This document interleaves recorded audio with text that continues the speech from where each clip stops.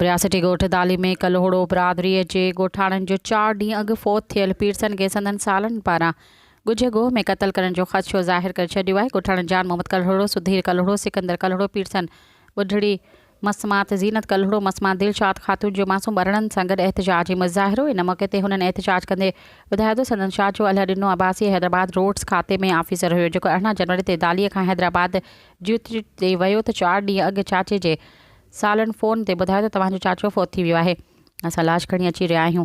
दाली ॻोठ मढ़ पहुचंदे चाचे जे सालनि निसार कल्होड़ो, अयाज़, रियाज़ ऐं नज़ीर कल्होड़ो वारनि असांखे चाचे जो मढ़ जो मुंहुं ॾेखारण बाद जल्दी में दफ़नाइण जी कोशिशि कई। असां जॾहिं चाचे जे मढ़ ॾिखे ॾिठोसीं तॾहिं जिस्म ते तशद जा निशान हुया।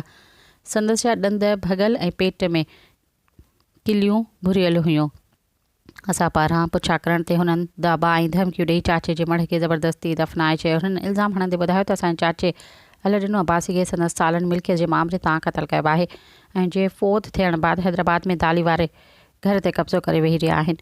हुननि सेशन जज नौशर फ़िरोज़, SSB हैदराबाद ऐं नौशर फ़िरोज़ समेत आला अख़्तियारनि खां मुतालबो कयो आहे त चाचे जी क़ब्र खे शाही कराए पोस्टमार्टम करायो वञे, जीअं हक़ीक़त साम्हूं अची सघे।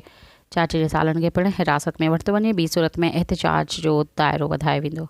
सब्सक्राइब कयो अवामी न्यूज़ HD खे ऐं ताज़ा तरीन ख़बरुनि लाइ ॾिसंदा रहो अवामी न्यूज़ HD।